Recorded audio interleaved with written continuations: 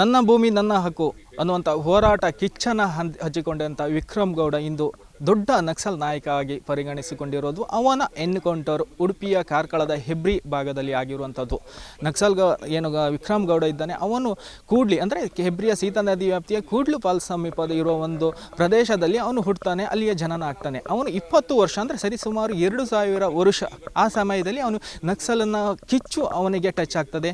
ಆ ಸಂದರ್ಭದಲ್ಲಿ ಕರ್ನಾಟಕದ ವಿಮೋಚನಾ ರಂಗ ಏನು ಸಂಘಟನೆ ಇದೆ ಈ ವ್ಯಾಪ್ತಿಯಲ್ಲಿ ಅಂದರೆ ಅರಣ್ಯ ಪ್ರದೇಶ ವ್ಯಾಪ್ತಿಯಲ್ಲಿ ಒಂದಿಷ್ಟು ಒತ್ತುವರಿ ಆಗುವುದು ಅಥವಾ ಈ ಫಾರೆಸ್ಟು ಒಂದಿಷ್ಟು ಹೋರಾಟಗಳನ್ನು ಮಾಡ್ಕೊಂಡು ಬಂದಿರುವಂಥ ಆ ರಂಗದ ಮೂಲಕ ಈ ಭಾಗಕ್ಕೆ ಬರ್ತಾನೆ. ಆ ರಂಗದ ಏನು ನಾಯಕತ್ವವನ್ನು ಅಂದು ವಹಿಸಿಕೊಂಡಿರುವಂಥದ್ದು ಪದ್ಮನಾಭ, ಏನು ನೀಲಕುಣಿ ಪದ್ಮನಾಭ ಅನ್ನುವನ್ನು ವಹಿಸಿಕೊಂಡಿರ್ತಾನೆ. ಅವನು ಈ ಭಾಗದಲ್ಲಿ ಬಂದು ಕರಪತ್ರ ಹಾಗೆ ಒಂದಿಷ್ಟು ಹೋರಾಟದ ಪ್ರಚೋದನಾತ್ಮಕ ಒಂದು ವಿಚಾರಗಳನ್ನು ಭಾಷಣಗಳನ್ನು ಮಾಡಿದ್ದ. ಆ ಭಾಷಣವನ್ನು ಕೇಳುತ್ತಾ ವಿಕ್ರಮ್ ಗೌಡ ಈ ಭಾಗದಲ್ಲಿ ಒಂದಿಷ್ಟು ಪ್ರಮೋಟ್ ಆಗ್ತಾನೆ ಆ ವಿಚಾರವಾಗಿ. ಆ ಹಿನ್ನೆಲೆಯಲ್ಲಿ ಅವನು ದೊಡ್ಡ ನಕ್ಸಲಾಗಿ ಬದಲಾಗ್ತಾನೆ. ಅವನು ಇಂದು ಹತನಾಗಿರುವಂಥದ್ದು ಪೊಲೀಸರು ಗುಂಡೇಟಿನ ಮೂಲಕ ಅವನನ್ನು ಎನ್ಕೌಂಟರ್ ಮಾಡಿರುವಂಥದ್ದು. ಈಗ ನಾವೀಗ ಇರುವಂಥದ್ದು ಪ್ಲೇಸು ಆ ನಕ್ಸಲ್ ಏನು ವಿಕ್ರಮ್ ಗೌಡನ ತಂಗಿಯ ಮನೆ ಇದೆ ಇಲ್ಲಿ. ಆ ತಂಗಿಯ ಮನೆ ಎದುರುಗಡೆ ನಾವಿದ್ವಿ. ಅವರ ಏನು ಆಘಾತದಿಂದ ಶಾಕನ್ನು ಆಗಿರುವಂಥ ತಂಗಿ ಹಾಗೂ ಅವರ ಅಳಿಯರ್ ನಮ್ಮ ಜೊತೆ ಇದ್ದಾರೆ.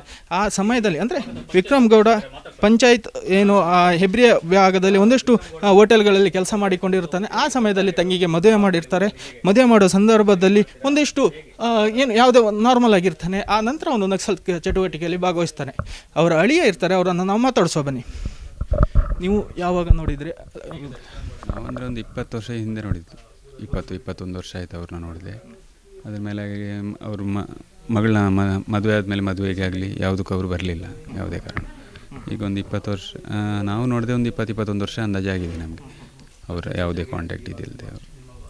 ಅವರ ಎನ್ಕೌಂಟರ್ ವಿಚಾರ ನಿಮಗೆ ಹೇಗೆ ಗೊತ್ತಾಯಿತು? ಏಕೆಂದ್ರೆ ಬೆಳಿಗ್ಗೆ ನಮ್ಮ ವಾಟ್ಸಪ್ಪಲ್ಲೆಲ್ಲ ಗ್ರೂಪಿಗೆ ಹಾಕಿದರು ಹೀಗೆ ಎನ್ಕೌಂಟರ್ ಆಗಿದೆ ಅಂತ. ಆಮೇಲೆ ಅವರು ಮಾವ ಇನ್ನೊಬ್ರು ಹೋಗಿ ಅಲ್ಲಿ ನೋಡಿ ಬಂದವರು ಹೇಳಿದರು ಹೀಗೆ ಆಗಿದೆ ಅಂತ. ಅಲ್ಲಿ ಹೋಗಿ ಬಂದು ಈಗ ಅವರ ಅಂತ್ಯ ಸಂಸ್ಕಾರ ಮತ್ತು ಮುಂದಿನ ಕಾರ್ಯ ಎಲ್ಲಿ ಮಾಡ್ತಾರೆ ಅಥವಾ ನೀವೇ ಮಾಡ್ತೀರಾ ಹೇಗೆ? ಅಂದರೆ ಈಗ ಇಷ್ಟವರೆಗೆ ಯಾವುದು ನಮ್ಗೆ ತಿಳಿಸಿಲ್ಲ ಹೇಗೆ ಏನು ಅಂತ, ಅಲ್ಲಿ ಮಾಹಿತಿ ಬಂದಿಲ್ಲ ಅಲ್ಲಿಂದ. ಎಲ್ಲಿಗೆ ಈಗ ಮಣಿಪಾಲದಲ್ಲಿ ಇದೆ ಅಂತ ಹೇಳಿದ್ದಾರೆ ಅಷ್ಟೇ. ಇನ್ನು ನೋಡಬೇಕು ಎಲ್ಲಿ ಅಲ್ಲೇ ಮಾಡೋದಾ ಇಲ್ಲಿ ಅಂತ ಮನೆಗೆ ಅವ್ರ ಮನೆ ತಂದು ಮಾಡೋದಂತ ನೋಡಬೇಕು ಅಂತ ಮುಂದೆ. ಇದು ಅವರ ಅಳಿಯ ಅವರ ಮಾತಾಗಿರೋದು. ಅವರು ಅಂದಿನಿಂದ ಇಲ್ಲಿನವರೆಗೆ ಬಡತನದಿಂದ ಬರ್ತಿದ್ದಾರೆ. ಒಂದಿಷ್ಟು ಏನು ಆದಾಯಕ್ಕೋಸ್ಕರ ಅಡಿಕೆ ತೋಟದಿಂದ ಬಾಳುವಂಥ ಏನು ಅಡಿಕೆಯ ಬೇಸಾಯವನ್ನು ಮಾಡಿಕೊಂಡು ಒಂದಿಷ್ಟು ಜೀವನ ದುಡಿಸ್ಕೊಂಡಿರ್ತಾರೆ. ಒಟ್ಟಾರೆ ವಿಕ್ರಮ್ ಗೌಡ ಅವರ ಹೋರಾಟದ ಕಿಚ್ಚು ಸರಿಯಾಗಿದೆ, ಅಥವಾ ಅವರು ತುಳಿದಿದ್ದ ಹಾದಿ ಮಾತ್ರ ಸರಿ ಇಲ್ಲ. ಅದರಿಂದ ಸಮಾಜದ ಘಾತುಕ ಶಕ್ತಿಯಾಗಿ ಬೆಳೆದ ಅನ್ನುವಂಥ ವಿಚಾರ ತಿಳಿದು ಬಂದಿರುತ್ತದೆ. ಗಣೇಶ್ ಸಾಹೇಬ್ರಗಟ್ಟೆ, ನ್ಯೂಸ್ 18 ಉಡುಪಿ.